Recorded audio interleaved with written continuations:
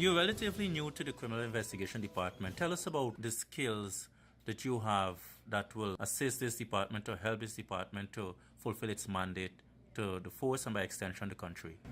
Well, what is important to the success of the CID is strong leadership. You must have a vision. You must know where you want to go, right? You must check and see where you're at, and then you plan based on your vision and your mission how you intend to get there and what you will do to get there.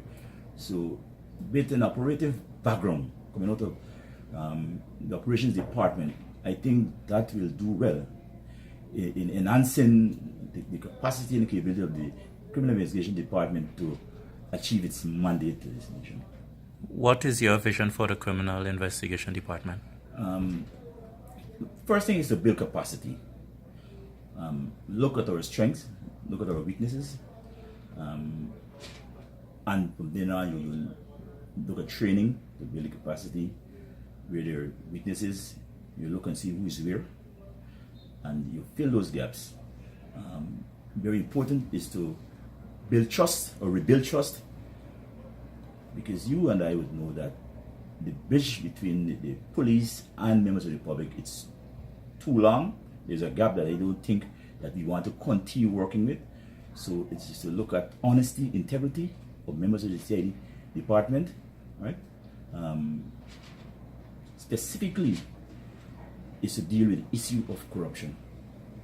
I do not want to be the persons in charge of crime, and then we have persons that are working in the Guyana Police Force, particularly the CID, who are also a part of the criminal network.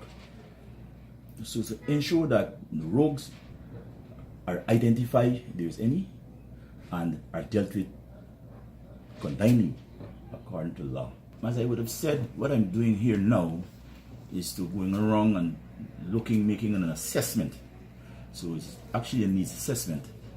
Looking and see who have sort of skill sets and where they are, and if based on their skill sets, they're better suited for that area or to be reassigned.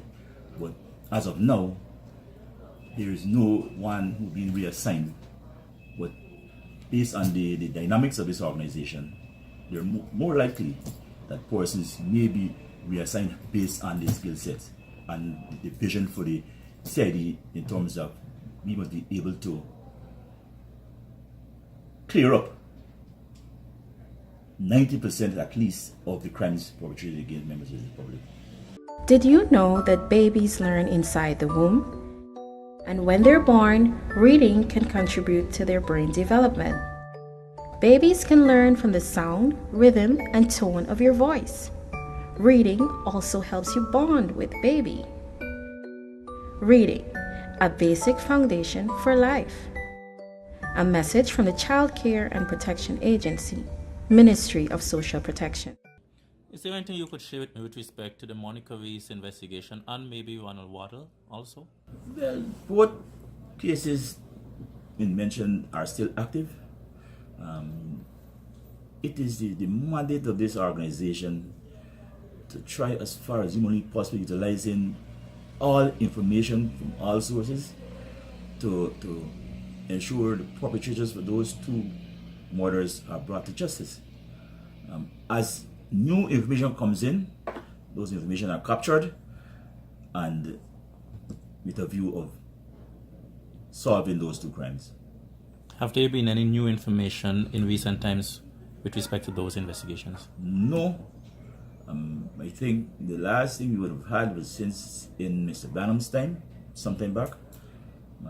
There is nothing new since then, but we are still actively looking at those two matters. If you recall, there's now a new unit being put together, which is titled the Cold Case Unit, which comes out of CID headquarters, which is commanded by a senior officer.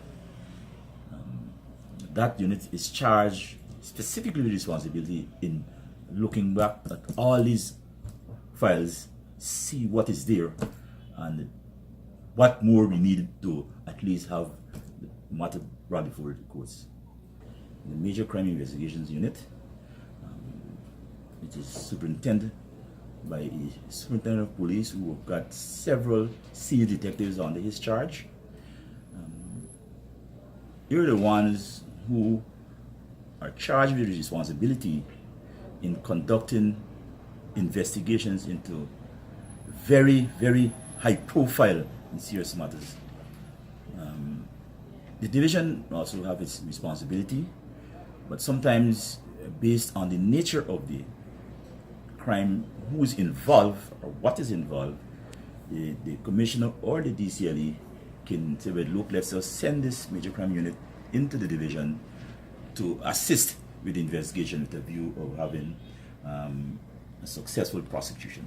Is there ever a case where these investigations are taken away from the division as is perceived? But I will not want to use the term taken away.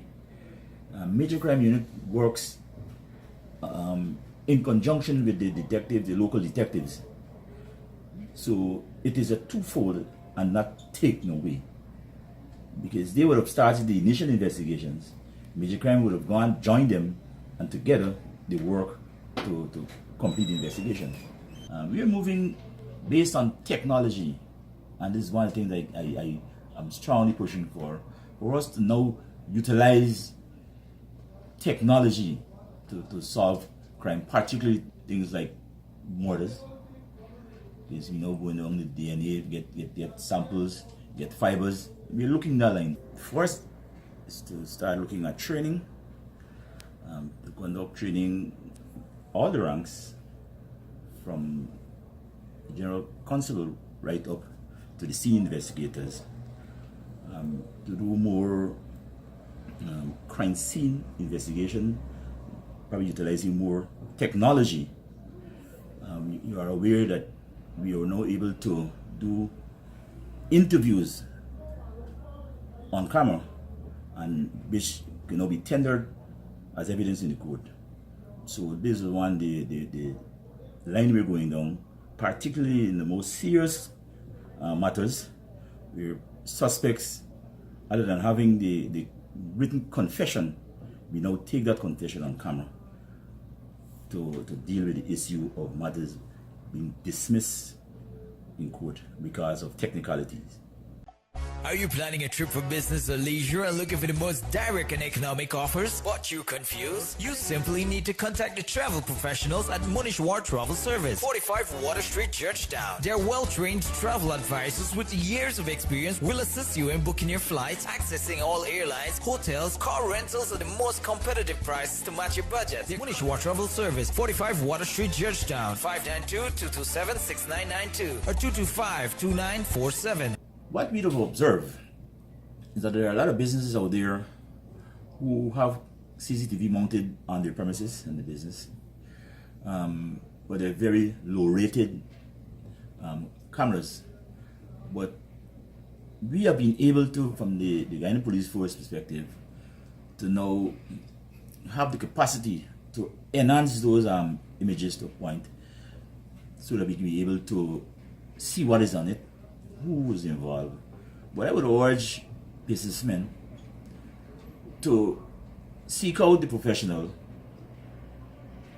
acquire high quality cameras, so at the end of the day, it is not just there as a deterrent, it is there to capture in case of something goes down.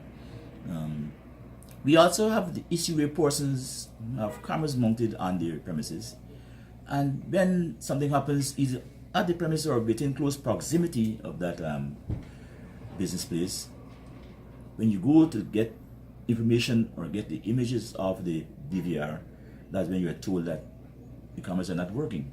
So it is just there as a bluff. The perception out there is that crime is on the increase. The stats are showing that overall we are enjoying a -8%. We are working furiously to satisfy the expectation of the members of the public as it relates to safety and security. I would want to encourage them to work with us, and together we can achieve our objective in providing safe communities.